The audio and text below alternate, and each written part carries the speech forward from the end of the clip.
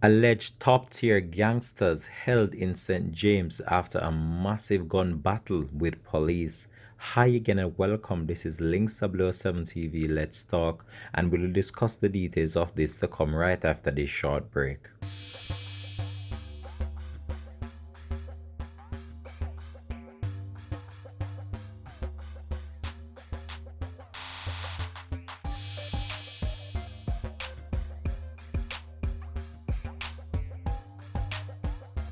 Welcome back and thanks for joining us for the program. This is Links007 TV. Let's talk. So, the police in St. James are reporting a massive success after they allegedly took down few of the top tier gangsters in the parish. So, two of St. James' alleged top tier gangsters are now in police custody and another in hospital after they reportedly engaged law enforcement officers in a daring daylight gun battle in Catherine Hall in the parish on Friday, September 11. So, the police in Catherine Hall are reporting that they acted on information and went to an area in St. James. So, while on the road to this location, the police saw a group of individuals that were among a larger group who were reportedly fleeing the scene of a murder that they had reportedly committed just moments before the cops arrived at the location.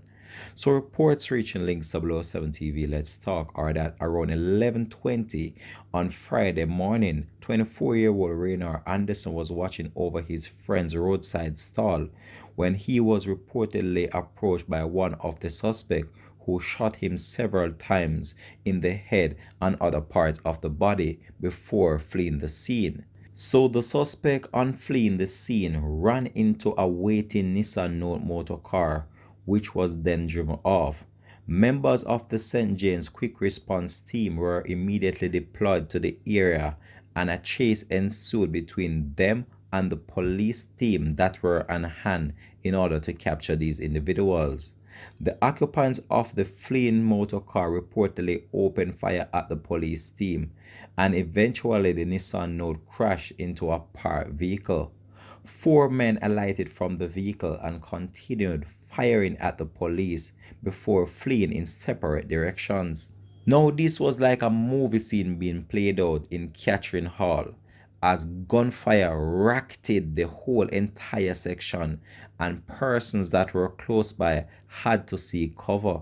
The chase continued on foot, and to St. Louis, otherwise called Dada, and Andre Reed, otherwise called Little Zealous, were accosted after they were found suffering from gunshot wounds. So, information reaching us are that the two illegal firearms that were suspected to have been used to commit the murder were reportedly recovered from the two men.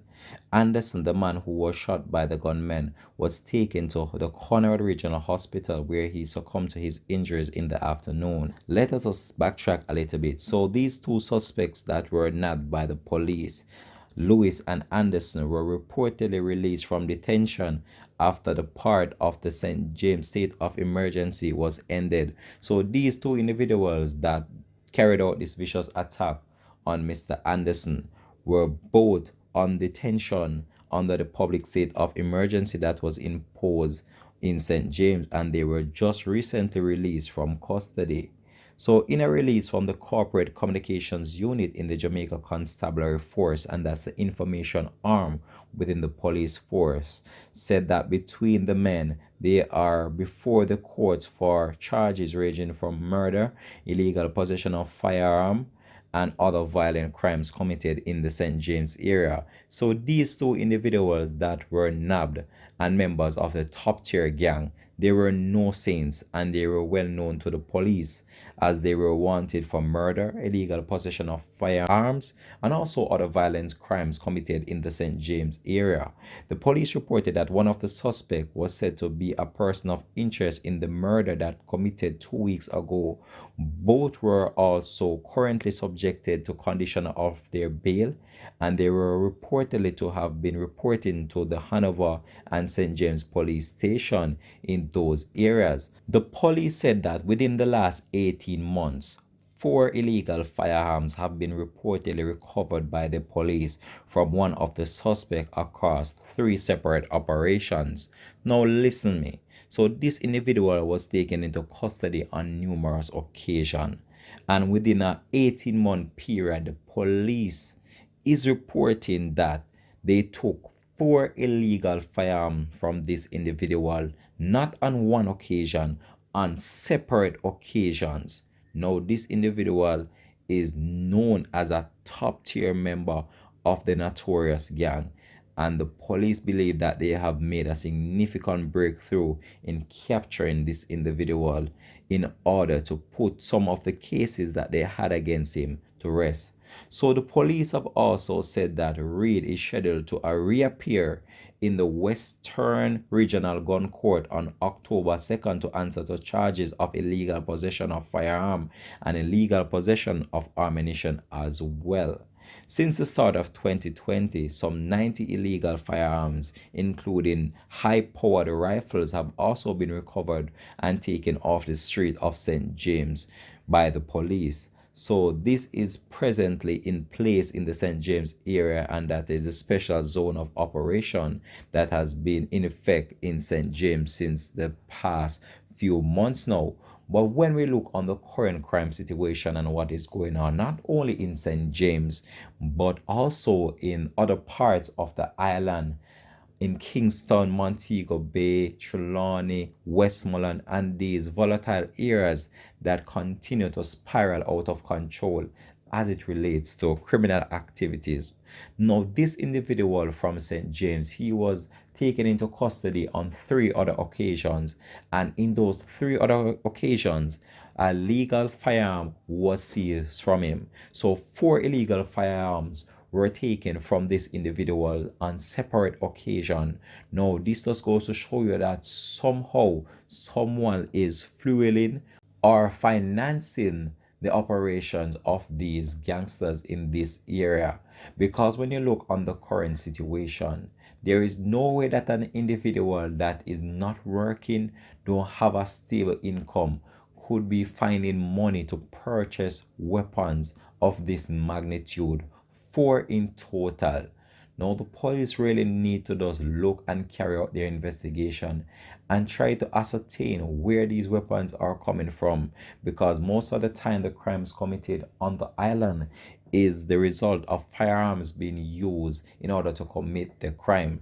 Now, in the recent criminal activities that were carried out by these individuals, this individual was at a stall looking over it for a friend when these men believed that they came with a rage in order to took out the life of that innocent individual that was just standing by the roadside. We cannot say whether he's innocent or not. We don't know what this triggered from or where this violent act stemmed from. But most of the time, we know that these situations are over some simple issues that could have been resolved otherwise. But in fact, they always try to resort to violent acts of criminality.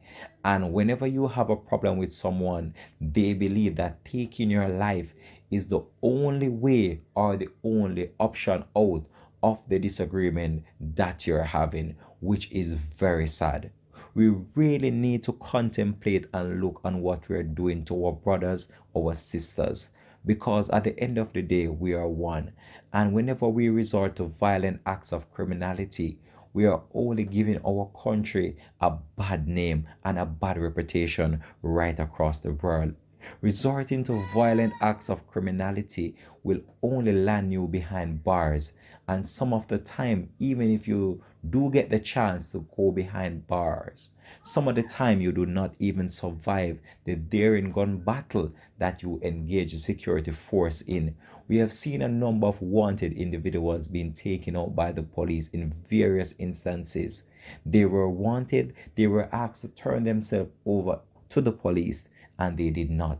Some have an option of opting out of the whole entire violent acts of criminality, but some resort to this as a means of survival, and that's where this becomes a serious issue, because when they depend on this type of lifestyle in order to sustain their well-being and their growth in society, they will not stop overnight.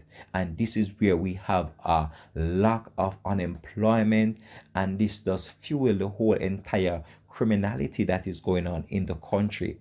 But we are just hoping that one day we can have a country that is full of love, full of peace, and one in which we feel safe to go out and conduct business and just to enjoy the warm camaraderie of the real Jamaican people, and just in order to endure that beauty that surrounds whole entire country. But when we resort to violent acts just in order to settle differences between individuals, we are only demising the country, and we are only taking out our brothers and sisters in the most vicious and cruel manner there is. So we really need to just think about what we're doing. Think about your own family. Do you want someone to do that to your family, or would you like someone to do that to your family? Try to find a way and means of settling the problems that you're having. Resorting to violent acts of criminality will only land you behind bars. This has been Links 007 TV. Let's talk. And we're gonna leave this one for now. Just drop it in the comment section. How do you feel about this story? And just continue to support the movement of Links TV. We're out for now. Have a blessed and productive day.